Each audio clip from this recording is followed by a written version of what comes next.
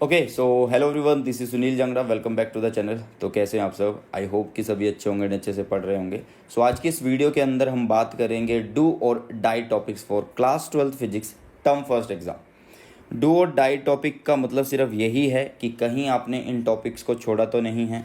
ये most important topic है, इनको बिल्कुल भी नहीं छोड़ना है। इन सारे के सारे टॉपिक आपकी NCERT को कवर कर रहे हैं, जो भी इस वीडियो के अंदर मैं आपको चैप्टर वाइज बताने वाला हूँ।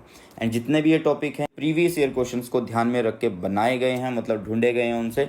सो ज़्यादा मुश्किल भी नहीं है, आसान है। तो बस मैं यही बोलूँगा, अगर आपने इन टॉपिक्स को अभी तक नहीं किया है तो उन्हें करिए। और इसका मतलब ये बिल्कुल नहीं है कि सिर्फ आपको इन्हीं टॉपिक को करना है, ठीक है।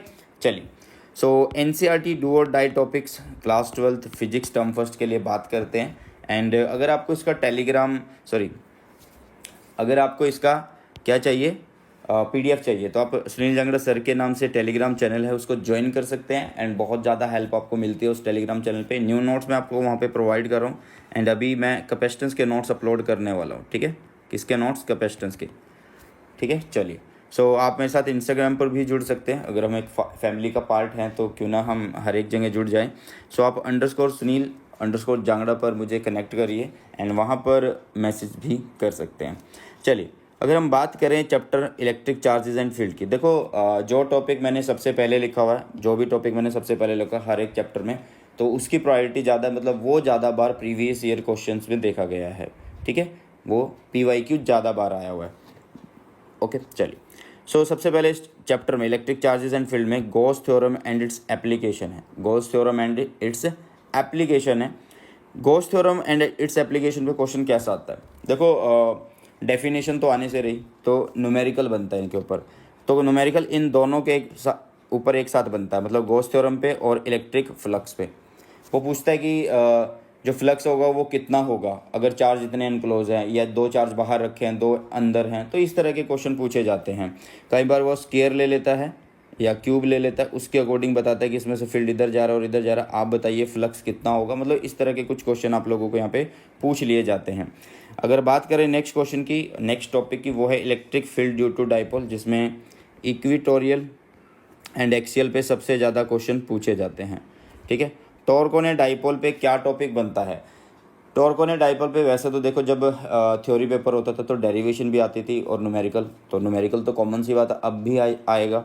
सो टॉर्क ने डाइपोल पे अभी जो क्वेश्चन बनेगा वो बनेगा कि मैक्सिमम टॉर्क क्या होती है और मिनिमम टॉर्क क्या होती है, ये आप लोगों को यहाँ पे बताना है।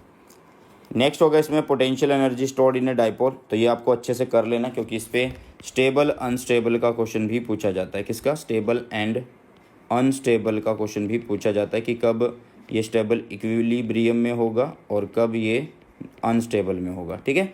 सो इस तरीके से बात करें next chapter electric potential and capacitance की, तो इसमें भी आपको सिर्फ 5 टॉपिक जो हैं वो ज़्यादा अच्छे तरीके से कर लेने हैं। मतलब बाकी तो करनी है, लेकिन ये बहुत ज़्यादा अच्छे तरीके से कर लेने, जैसे इक्विपोटेंशियल सरफेस और उसकी एप्लीकेशन। इक्विपोटेंशियल सरफेस एंड उसकी एप्लीकेशन पे बहुत बार क्वेश्चन देखने को मिला प्रीवियस ईयर में। मतलब ये लगा लो आप कि इक्विपोटेंशियल क्या होता है, उसके कॉन्सेप्ट, मतलब जैसे कांस्टेंट रहती है potential, change in potential zero रहता है, वर्क डन जीरो रहता है, डिफरेंस जीरो आता है, पोटेंशियल डिफरेंस। तो ये सारी चीज़ें आपको इस टॉपिक से मिलने वाली हैं। एंड ये छोटे छोटे क्वेश्चन ही वहाँ पर पूछे जाते हैं। एंड आपको इक्विपोटेंशियल सरफेस को ड्रॉ करना भी आ जाएगा। क्या करना आ जाएगा? ड्रॉ करना पेपर के अंदर। तो वो सारा कॉन्सेप्ट इसी के अंदर आता है। नेक्स्ट है energy stored in a capacitor. Most important topic है, मतलब इस पर क्वेश्चन बनना बहुत मतलब ये लगा लो बहुत ज़्यादा चांसेस है। तो energy stored in a capacitor. Next आता है effect of dielectric on capacitance की। अगर कैपेसिटेंस जो है वो निकालनी है, जब हमने किसी पैरेलल प्लेट के बीच में, जो पैरेलल प्लेट कैपेसिटर है उसके बीच में जब हमने डाइलेक्ट्रिक को रख दिया है, मतलब वो पार्शली रखा है या फुली रखा है या फिर उसके अंदर मेटल हमने रख दिया, तो ये केस आपके सारे यहाँ पर कवर होंगे।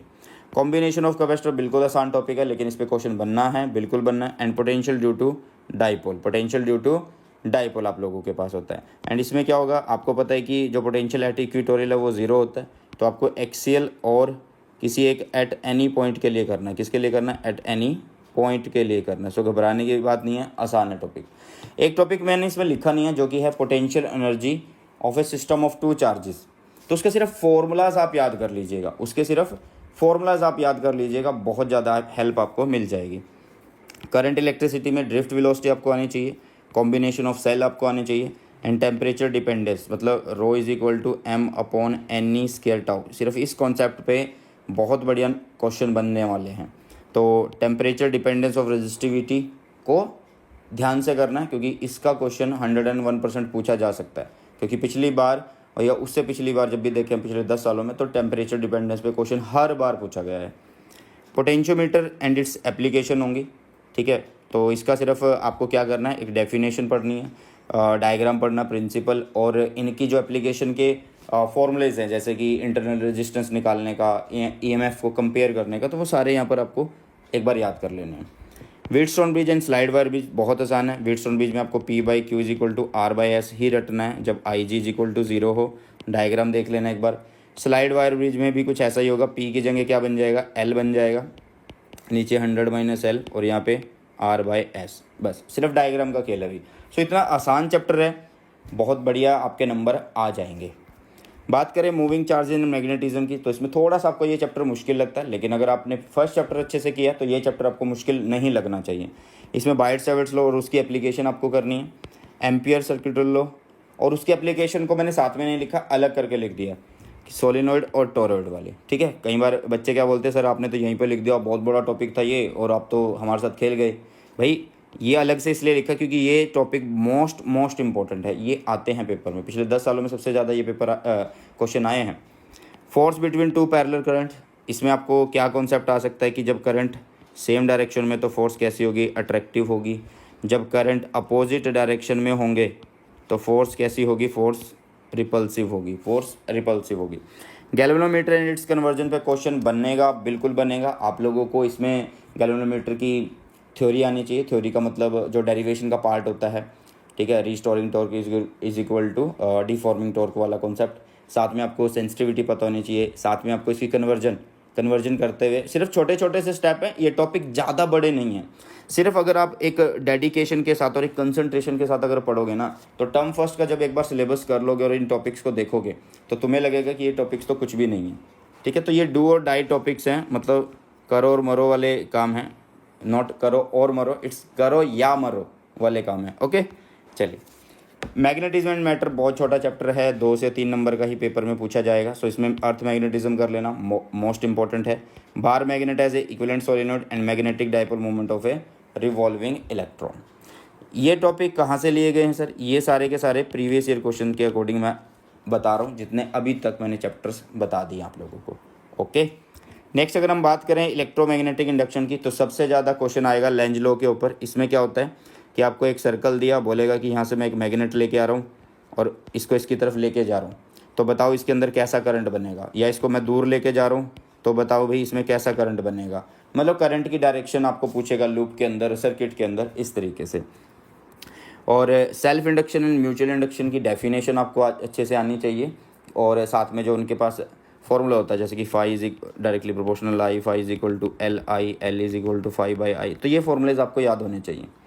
सेल्फ एंड म्यूचुअल इंडक्टेंस आपको निकालनी है किसकी, सोलेनॉइड की। सेल्फ एंड म्यूचुअल इंडक्टेंस, ये इंडक्टेंस है भाई, क्या है ये, इंडक्टेंस है, not induction, it's inductance. Motional EMF बहुत बार क्वेश्चन आया।